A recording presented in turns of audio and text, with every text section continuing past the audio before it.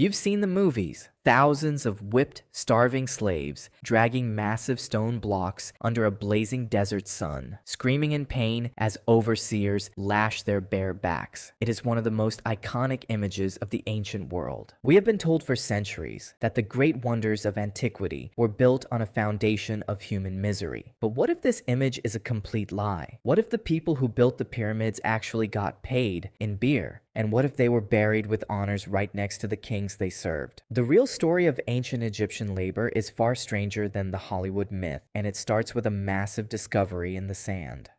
For a long time, even historians assumed the pyramids must have been built by slaves. After all, how else could you move millions of multi-ton limestone blocks without modern machinery? But in the 1990s, archaeologists made a massive discovery just a few hundred yards from the Great Pyramids of Giza. They found a vast cemetery, but these weren't shallow graves for discarded slaves. These were highly respected, dome-shaped brick tombs, and when scientists analyzed the skeletal remains inside, the results were mind-blowing. First, the bones showed that these workers had access to advanced medical care. Archaeologists found skeletons with successfully set leg fractures. They even found a worker who had survived a brain operation, a craniotomy. Slaves in the ancient world did not get brain surgery. Second, the chemical analysis of their bones showed they had an incredibly rich diet. They ate prime beef, sheep, and goat meat. And most importantly, they drank beer. In ancient Egypt, beer was a staple of daily life, packed with nutrients, and it was used as currency. The pyramid builders weren't slaves being whipped into submission.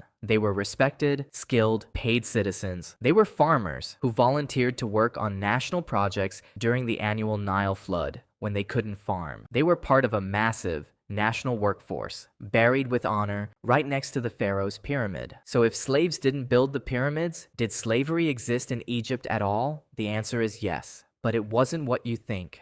To understand Egyptian slavery, we have to look at how their empire changed over time. During the Old Kingdom, when the Great Pyramids were built, slavery barely existed. Almost all labor was done by free Egyptian citizens. But thousands of years later, in the New Kingdom, Egypt became a massive military superpower. And as they conquered foreign lands, they brought back prisoners of war. These captured soldiers from Nubia, Libya, and the Levant became the main source of foreign slaves in Egypt.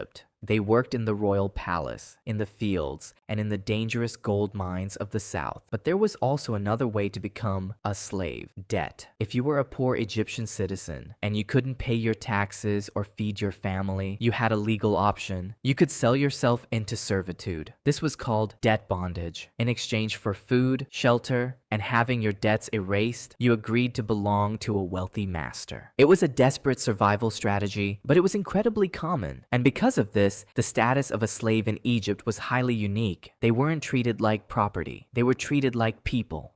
Unlike the brutal systems of chattel slavery in later history, Egyptian slaves had distinct legal rights. They were not considered objects. They were considered human beings who legally belonged to a master's household. Under Egyptian law, slaves could own their own property. They could save money, buy land, and even own their own slaves. They could marry free Egyptian citizens, and their children would be born free. And perhaps most surprisingly, they could buy their own freedom. Slavery was rarely a life sentence. We have surviving court documents that reveal just how bizarre this system could get. In one famous legal record, a wealthy Egyptian man died without any children. Instead of his estate going to distant relatives, he legally adopted his slaves. He made them his official heirs, leaving his entire fortune, house, and lands to his former servants. In another record, a female slave married into her master's family and became the head of the household. Egyptian slaves were integrated into society, not kept separate. But this leaves us with one giant question. What about the most famous story of Egyptian slavery in history?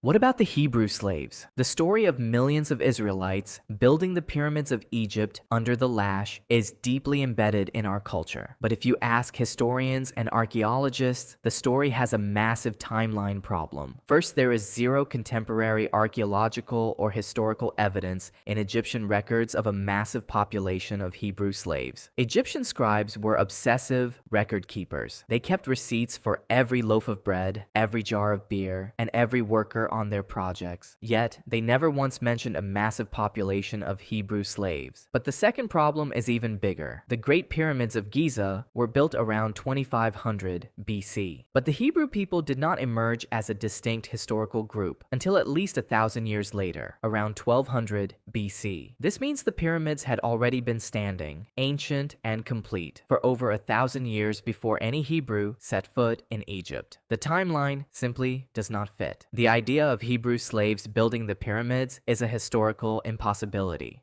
So, did ancient Egypt have slaves? Yes, but they didn't build the monuments we associate with them. The Great Pyramids weren't built by whipped slaves. They were built by a massive, cooperative, national project, an organized effort where tens of thousands of free citizens worked together voluntarily to build a mountain of stone. The reality of ancient Egypt is far more impressive than the myth. They didn't build the ancient world's greatest wonders through fear. They built them through cooperation. So the next time you see a movie showing slaves dragging stones, remember, the truth in the sand is far more beautiful.